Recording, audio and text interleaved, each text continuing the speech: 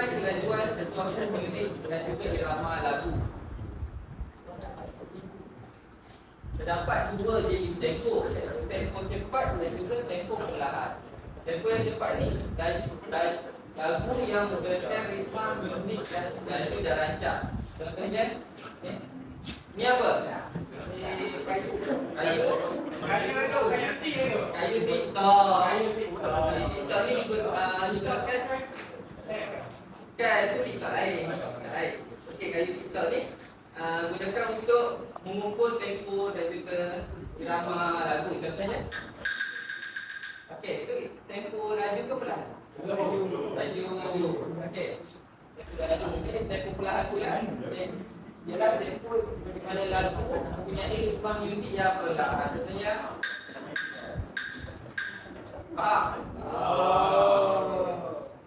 okey, cikgu tunjuk semua kena teka.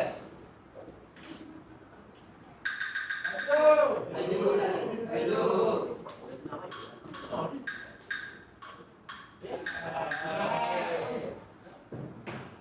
Kita akan menyanyikan satu lagu. Mula kita dengar lagu ni yang semua dapat ingat. Lepas tu kan ibu cik lepas pasang, kita ikut.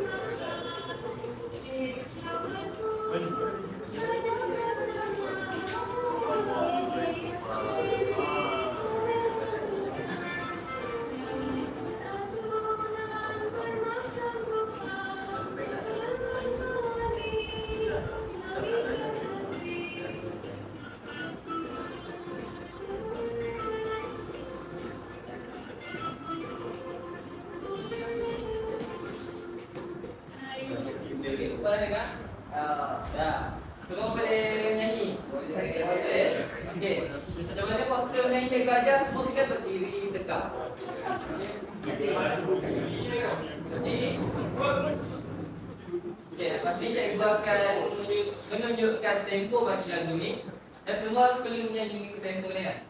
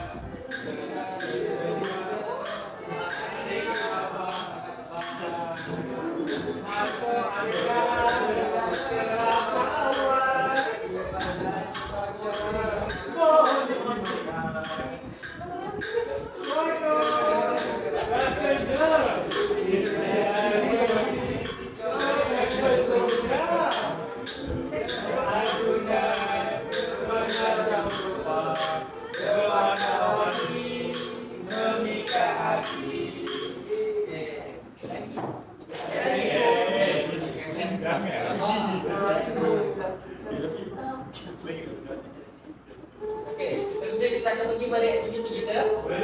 Iaitu hari ini. Aktiviti kondak tercilik. Jadi kita akan bagi satu wakil murid untuk bermain kayu TikTok ni dengan mengikut tempo yang betul. Lepas tu yang lain semua menyanyi. Okey, cikgu nak ambil tempo.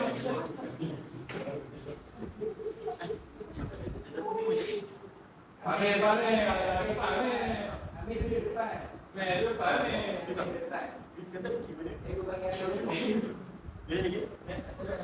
Cikgu bagi ambil dari depan.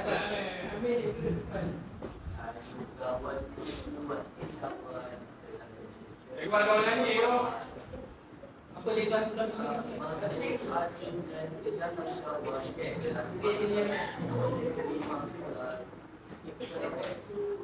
Semua sedia? Okey.